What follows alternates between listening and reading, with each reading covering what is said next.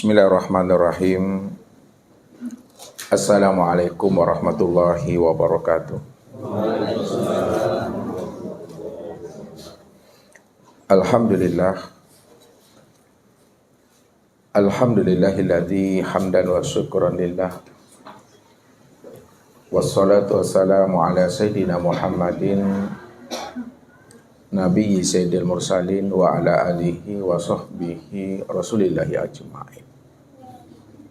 Faqala Allah ta'ala bil Qur'anil Karim, A'udzu billahi minasyaitonir rajim. Bismillahirrahmanirrahim.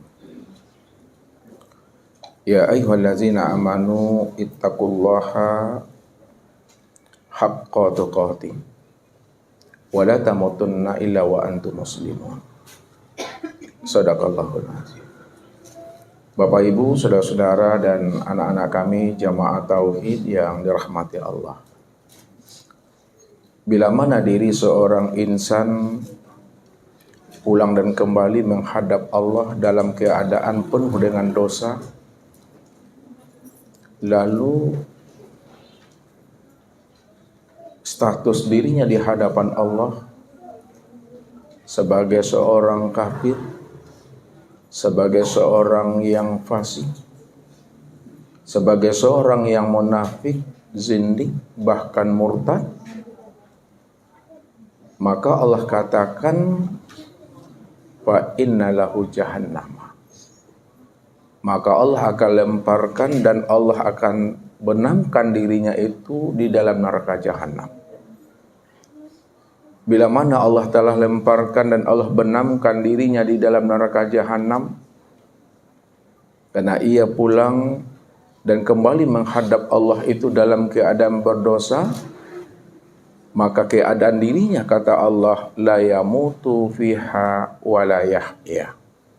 Keadaan dirinya di dalam neraka jahanam itu, mereka tidak mati di dalamnya, supaya bisa merasakan azab yang berkekalan dari apa yang telah mereka perbuat. Wala yahya, dan mereka juga tidak hidup, sehingga mereka tidak kembali lagi ke alam dunianya. Wa may ya'tihi mu'minan, akan tetapi kata Allah, siapa di antara hambaku yang pulang dan kembali menghadap kepada aku, lalu ia mengenal akan diriku, dia bermahabbah dengan aku, dia bermanja-manja dengan diriku, sehingga ia di mata aku menjadi orang-orang yang arif billah, orang-orang yang arifin, maka mereka pun Allah akan angkat derajatnya pada maqam yang tertinggi. Inilah Bapak Ibu yang Allah utarakan kepada kita supaya kita mampu memahami dan menyikapi dari setiap apa yang Allah utarakan kepada diri kita ini. Sehingga apabila itu terjadi pada diri kita, maka apa yang mesti kita lakukan? Tentu kita akan kembali kepada Allah itu mesti dalam keadaan fitrah dan suci. Namun untuk pulang dan kembalinya kepada Allah dalam keadaan fitrah dan suci, kita mesti melakukan namanya dengan taubat. Lalu bagaimana cara taubat? Bagaimana cara kita membersihkan akan diri kita ini? Inilah yang akan kita kaji untuk lebih dalam lagi supaya kita paham bagaimana cara bertaubat dan membersihkan diri pada saat kita pulang dan kembali kepada Allah itu, diri kita betul-betul kayaumin waladathu umuhu, seperti anak yang baru saja terlahir daripada rahim ibunya.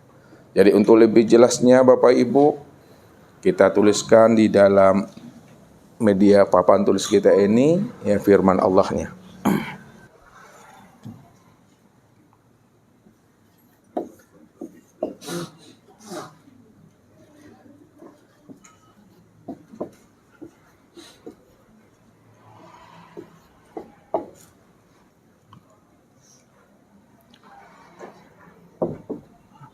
Kita coba dulu Bapak Ibu untuk membacanya. Innahu mayati rabbahu mujriman fa innalahu jahannama la yamutu fiha wa la yahya. Wa may ya'tihi mu'minan qad amila sholihat fa ulaika lahum darajatul ula. Kita coba terjemah Bapak. Innahu may ya'ti rabbahu. Sesungguhnya barang siapa yang datang ya kembali menghadap Rabbnya mujriman dalam keadaan berdosa, penuh dengan dosa, fa innalahu jahannama, maka sesungguhnya bagi dirinya yang berdosa itu jahanam, Allah lemparkan dia ke dalam neraka. La yamutu fiha, dia tidak mati di dalam neraka itu, wala yahya, dan dirinya juga tidak hidup. Wa may ya'ti mu'minan, dan barang siapa yang datang kembali menghadap Allah mu'minan, di mana ia beriman, qad amila sholihat, kemudian dia beramal soleh, fa ulaika lahum darajatul ula, maka bagi mereka itu darajatul ula, kami angkat derajatnya pada tempat yang tinggi, kata Allah. Jadi firman Allah ini Bapak Ibu ya, memberikan suatu kabar naziroh kepada diri kita, peringatan. Siapa yang datang menghadap Allah, yang mana dirinya kembali kepada Allah itu dalam keadaan mujriman, dalam keadaan dosa, sehingga di hadapan Allah dia dikatakan Allah sebagai orang yang kafir, orang yang munafik, orang yang fasik, orang yang zindik dan murtad. Fa innalahu jahannam, maka tidak ada tempat bagi dirinya melainkan tempat dirinya itu adalah neraka jahanam. Sekarang jikalau itu terjadi pada diri kita Bapak Ibu, lalu bagaimana jalannya kita itu untuk membersihkan diri kita? Bagaimana jalan taubatnya kita? Ini yang mesti kita pahami sebelum ruh itu melepaskan akan cangkangnya. Kenapa mesti itu kita perhatikan Bapak Ibu? Karena Rasulullah itu memberikan ya suatu kabar kepada diri kita ini. Innamal a'malu bil khawatim. Sesungguhnya amal itu hanya dilihat, hanya dinilai adalah akhir kesudahannya. Akhir kesudahan hidup itulah letaknya takdir itu Bapak Ibu. Husnul khotimahnya kita atau sul khotimahnya kita itu adalah akhir kesudahan. La yanzuru bi kasratis shalah wa siyam, innama yanzuru ila khatimati amri. Ya. Tidak dilihat banyaknya ibadah kita, tidaklah dipandang banyaknya ibadah sholat dan puasa kita, akan tetapi baru dilihat, baru dinilai ibadah sholat dan puasa kita serta ibadah sunnah yang lainnya adalah akhir kesudahan hidup kita itu. Itu yang menentukan takdir itu. Jadi kalau dikatakan husnul khotimah atau sul khotimahnya itu letaknya di gorgir nih. Yugorgir itu Bapak Ibu pada saat ruh itu udah sampai di tenggorokan ini ya. Ini yang dikatakan oleh Nabi. Innallaha yaqbalu taubatan minal mu'min malam yugorgir. Allah itu masih mau menerima taubat hambanya sebelum ruh itu sampai di tenggorokan. Tenggorokan itu yugorgir. Ya, jadi kalau udah sampai di tenggorokan, la afwan la, udah tertutup namanya pintu tobat di sana. Makanya kita lihat ya, Fir'aun yang ditenggelamkan ya, di dalam lautan merah. Dia bertobat Bapak Ibu. Ya, taubat Fir'aun itu Bapak Ibu akhir kesudahan hidupnya taubat. Tapi taubatnya itu yugorgir. Taubatnya itu sudah sampai di tenggorokannya nih ya. Kayak gitu. Dia taubat. Tapi apa kata Rasul? Tobat yang sudah sampai di tenggorokan napasnya ini, itu tidak ada artinya. Tak ada gunanya lagi, tak ada manfaat dan faedahnya. Tak diterima Allah tobatnya Bapak Ibu. Karena sudah sampai di tenggorokan. Ya. Namun kita sebagai seorang mukmin, yang Allah dah titipkan kepada diri kita ini kecerdasan rohani dan akal fikir, maka gunakanlah kecerdasan rohani dan akal fikir kita itu, bagaimana kita pulang dan kembalinya nanti kepada Allah, kayaumin waladathu ummuhu. Seperti anak yang baru saja terlahir daripada rahim ibunya. Anak yang terlahir dari rahim ibunya Bapak Ibu, itu dalam keadaan fitrah, dalam keadaan suci, dalam keadaan ma'rifat. Yang mana ruhaninya, kalbunya, diri dan jiwanya belum dirantai, belum dibelenggu oleh nafsu dunia dan akal fikirnya. Dia dalam keadaan fitrah di hadapan Allah-Nya. Begitu hendaknya kita itu pada saat kita pulang dan kembali kepada Allah. Nah, disinilah kita mesti melakukannya. Mempersiapkan diri, bagaimana diri kita itu betul-betul dalam keadaan fitrah, suci dan kembalinya. Karena ini yang diingatkan Allah kepada diri kita.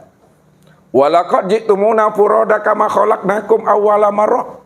Kamu pasti akan datang menemui kami masing-masing sendiri-sendiri, surang-surang. Tapi ingat kata Allah, siapa yang lebih dahulu datang dan kembalinya menghadap aku masing-masing dan sendiri-sendiri, atau surang-surang, maka kembalikanlah dirimu menghadap kepada aku sebagaimana awal mula pertama kali aku menciptakan akan dirimu, kata Allah. Begitu Allah mengkhabarkan kepada diri kita.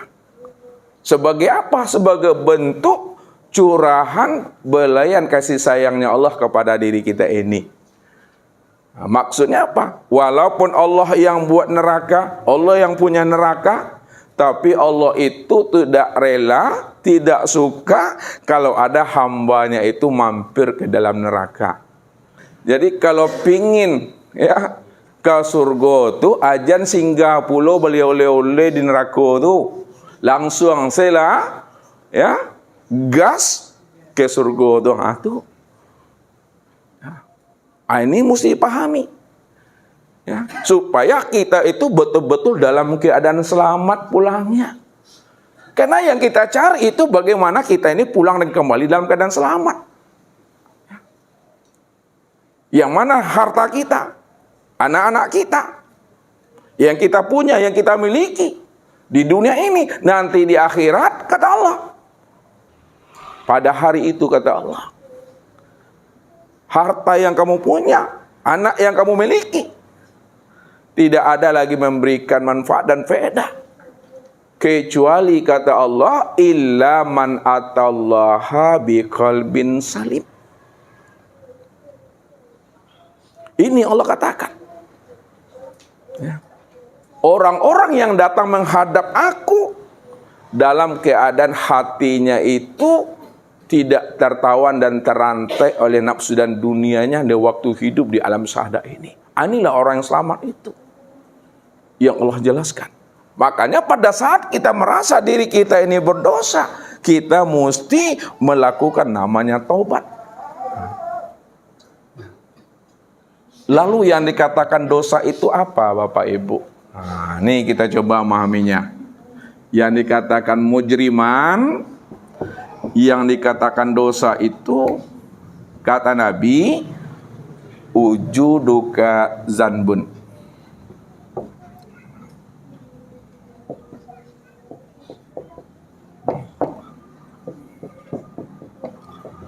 Yang dikatakan dosa itu adalah adanya keakuan dirimu itu adalah dosa. Jadi adanya keakuan diri kita yang merasa bahwa kita merasa punya wujud, ya, itu adalah dosa. Padahal diri kita ini tiada wujud. Diri kita ini di hadapan Allah itu la haula wala quwata illa billah. Diri kita ini di hadapan Allah itu Bapak Ibu, ya, itu adalah tiada. Kalaulah diri kita di hadapan Allah adalah tiada, maka diri yang tiada itu sebenarnya itu adalah diri yang tuli, diri yang buta, diri yang bisu, diri yang bodoh, diri yang lemah, diri yang papa, dan diri yang mati. Inilah diri kita sebenarnya yang dikatakan la haula wala quwata illa billah.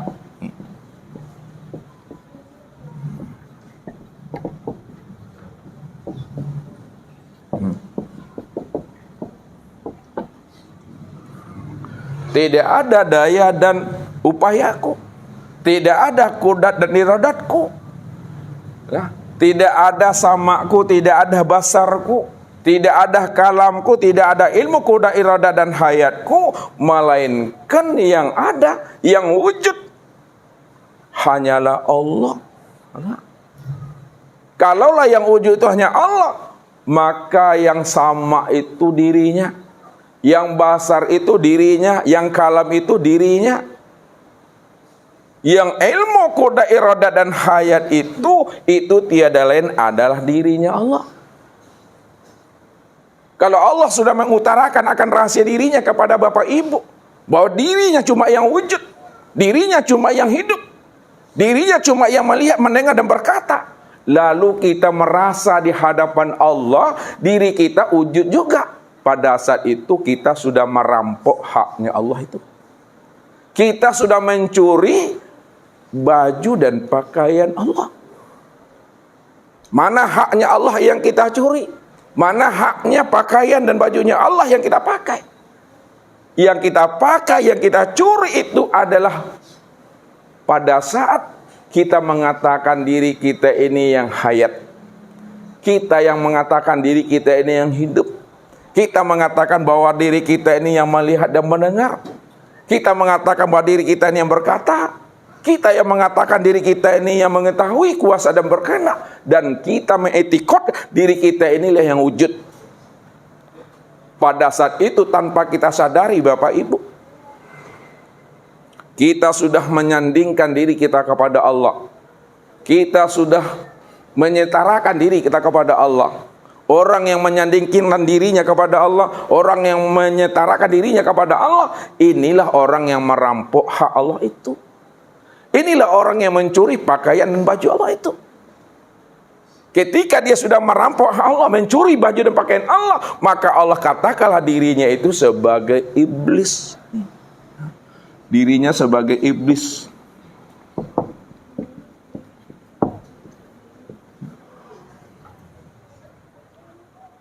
Iblislah yang membantah, membangkang terhadap perintah Tuhan. Maka orang yang pertama kali membantah, membangkang perintah Allah itu adalah iblis. Pada saat iblis itu diperintahkan oleh Allah untuk sujud kepada Adam, lalu apa jawaban iblis kepada Allah? Ya Allah, untuk apa engkau perintahkan aku sujud kepada Adam ya Allah? Bukankah engkau ya Allah khalaqtani minan nar wa khalaqtahu min tin? Bukankah engkau ciptakan aku daripada api ya Allah, sedangkan Adam engkau ciptakan daripada tanah? Kalaulah kejadian aku engkau ciptakan daripada api dan Adam engkau ciptakan daripada tanah, ana khairu minhu, maka aku ya Allah, aku ini lebih baik, aku ini lebih mulia, dan aku ini lebih tinggi makom dan derajat aku ketimbang namanya Adam itu. Aku tidak mau sujud kepada dirinya ya Allah. Satu kali iblis membantah, membangkang terhadap perintah Allah Bapak Ibu, Allah campakkan dia dari surga ke alam dunia. Satu kali Bapak Ibu dia durhaka, satu kali dia membangkang perintah Allah, dikeluarkan Allah dari surga. Inilah kesombongan dan keangkuhan iblis Bapak Ibu. Tapi Ustadz katakan apa? Sesombong-sombongnya iblis, Bapak Ibu, udah pernah dia menikmati fasilitas surga.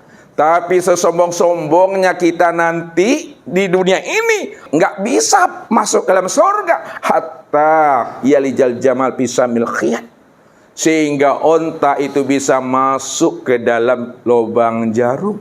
Kalau onta tidak bisa masuk ke lubang jarum, maka itu artinya tidak ada harapan kita, putus harapan kita, pupus harapan kita untuk bisa masuk ke dalam surganya Allah. Tak ada harapan bisa masuk ke dalam surganya Allah. Tapi kalau onta bisa masuk ke dalam lubang jarum, ada kemungkinan tuh Bapak Ibu. Begitulah Allah mengatakan, wa kadzalika najzi minal mujrimin. Demikian kami memberikan suatu balasan kepada orang-orang yang melakukan mujrimin, melakukan perbuatan dosa, kata Allah. Makanya kalau kita ada wujud keakuan diri kita, masih nampak diri kita ini yang merasa diri kita ini yang berbuat di hadapan Allah, mesti cepat-cepat kita hapuskan itu Bapak Ibu, supaya tidak terpandang, tidak tertilik lagi sebesar zarah pun akan keakuan diri kita ini di hadapan Allah. Itulah baru kita bisa selamat Bapak Ibu. Tapi masih terpandang juga oleh Allah, masih nampak juga oleh Allah, masih terlihat juga oleh Allah. Kitanya yang melihat, kitanya yang mendengar, kitanya yang hidup, maka itu dosa, kata Allah. Kamu sudah mengambil hak aku, kamu sudah merampok hak aku, kata Allah. Ini yang mesti kita sadari Bapak Ibu, bahwa diri kita itu betul-betul di hadapan Allah itu diri yang la haula wala quwata illa billah. Tak ada lagi sebesar zarah kudrat dan iradat kita, melainkan sebesar zarah yang ada pada diri kita itu nyatanya kudrat dan iradatnya Allah itu. Ini yang dipahami. Nah, jadi itu yang dikatakan namanya dosa.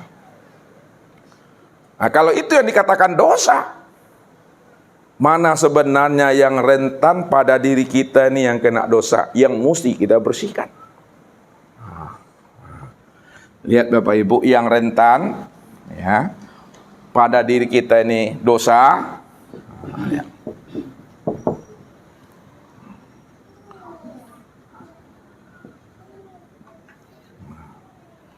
Yang pertama Bapak Ibu, ya, yang rentan kena dosa pada diri kita ini, pertama adalah anggota tubuh. Yang kedua adalah hati. Yang ketiga adalah ruh. Dan yang terakhir adalah syir. Karena tubuh, hati, ruh, dan syir ini yang disebut namanya diri insan tadi. Nah, diri insan. Insan. Kalaulah tubuh, hati, ruh, dan syir yang dikatakan diri insan, maka yang berbuat dosa, ya, kembali menghadap kepada Allah itu tubuh, hati, ruh, dan syir inilah Bapak Ibu. Ini yang mesti kita bersihkan. Yang pertama, ya, cara membersihkannya Bapak Ibu, ya, itu dengan jalan tobat. Tuh. Ya, dengan jalan tobat. Maksudnya, kalau tubuh kita ini berbuat dosa, bagados namanya. Arti bagados Ibu? Bagelimang dosa. Tidak bagelimang dosa, ada bagelimang dosa. Maka membersihkan batang tubuh ini dengan zikir la ilaha illallah.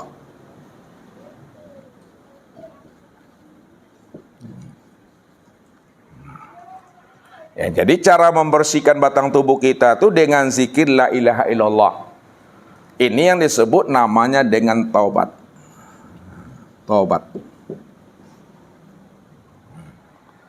Yang kedua, kalau hati kita ini kena dosa atau berdosa, maka cara membersihkan hati kita itu dengan zikir Allah. Allah. Inilah yang dikatakan namanya dengan inabah. Inabah. Jadi membersihkan hati itu zikirnya Allah, Allah. Yang dikatakan namanya inabah itu. Kemudian yang ketiga, kalaulah ruh kita ini berdosa, jiwa kita ini berdosa, maka cara membersihkan ruh itu yaitu dengan zikir hu Allah. Itu zikirnya hu Allah. Ini yang dikatakan namanya dengan awabah. Awabah. Dan apabila sir kita juga kena dosa, berbuat dosa, maka cara membersihkan sir itu dengan zikir hu, Bapak Ibu. Zikir hu. Inilah yang diajarkan oleh Allah itu. Ya, apa kata Allah kepada diri kita ini? Ya. Innakum zalamtum anfusakum bitikhazikumul ajla fatubu ila bari'ikum faqtulu anfusakum zalikum khairul lakum in kuntum bari'ikum fataba alaikum. Apa artinya Bapak Ibu? Kata Allah, innakum zalantum anfusakum. Sesungguhnya dirimu itu, kamu telah berbuat zolim, berbuat aniaya terhadap dirimu masing-masing. Apa yang menyebabkan kita telah berbuat zolim dan berbuat aniaya terhadap diri kita masing-masing? Itu disebabkan kata Allah. Ya, bitikhazikumul ijlah. Karena kamu, kata Allah, telah menyembah patung sapi, menyembah patung anak sapi, ya. Itulah yang menjadi sembahan kamu. Itulah yang menjadi Tuhan kamu. Itu terjadi pada masa Nabi Musa, Bapak Ibu. Tapi pada Nabi Muhammad, baginda Rasul, tidak lagi namanya dia menyembah ya patungnya anak sapi, tapi dia boleh jadi menyembah tulisan Allah. Siapa yang menyembah tulisan Allah? Siapa yang menyembah asma Allah? Siapa yang menyembah huruf Allah? Itu sama artinya dia menyembah patung anak sapi, itu sama seperti kaumnya Nabi Musa. Dosa itu. Karena Allah mengatakan apa kepada hambanya? Wa minan nasi maya'budullaha ala harfin. Ada sebahagian daripada hambaku, dia sembah aku, kata Allah. Dia ingat akan diriku. Tapi yang disembah dan diingatnya bukanlah aku. Yang diingatnya, yang disembahnya itu adalah lafaz Allah. Nih. Kalau ini yang kita katakan Allah, ini yang kita katakan Rabb, ini yang kita katakan namanya Abid,